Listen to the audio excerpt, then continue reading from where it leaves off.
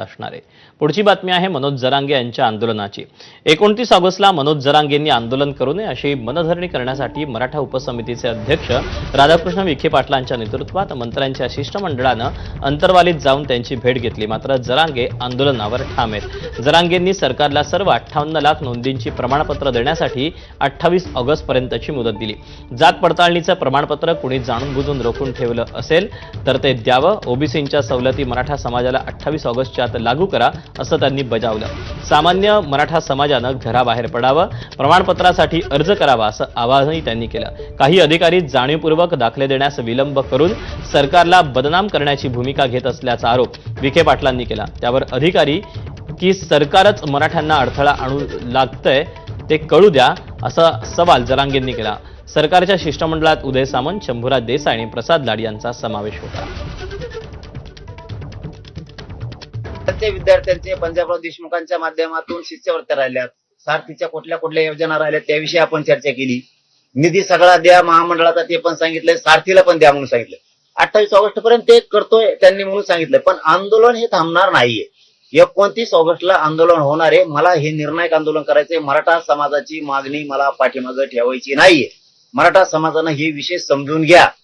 ज्यांचे जे घराने तुम्ही तुमचे अर्ज घेऊन आंतरवालीत यावं, म्हणजे मलाही सोपं जाईल आणि तुमच्यासाठी सोपं जाईल।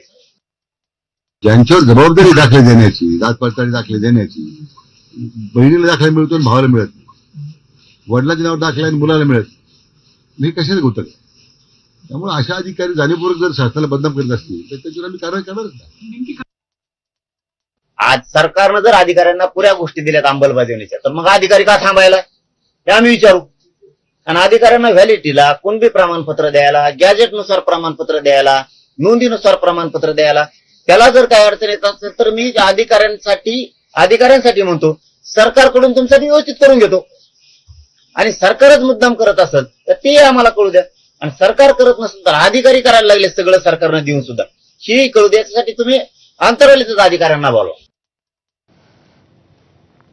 जरांगेंचा लढा ओबीसींविरोधात नाही तर सरकार विरोधात आहे असं भुजबळांनी म्हटलं होतं। तर यावर प्रतिक्रिया देताना भुजबळांना म्हातारपणात शहाणपण आल्याचा टोला जरांगेंनी लगावला। हे आता जे आहे जरांगेचं जे आहे हा लढा आमच्या विरुद्ध नाही आहे, हा लढा शासनाच्या विरुद्ध आहे की आमचे जे आहेत त्यांचे जे काही जात पडताळणी रद्द का होत्या त्याला शासन उत्तर देत आहे।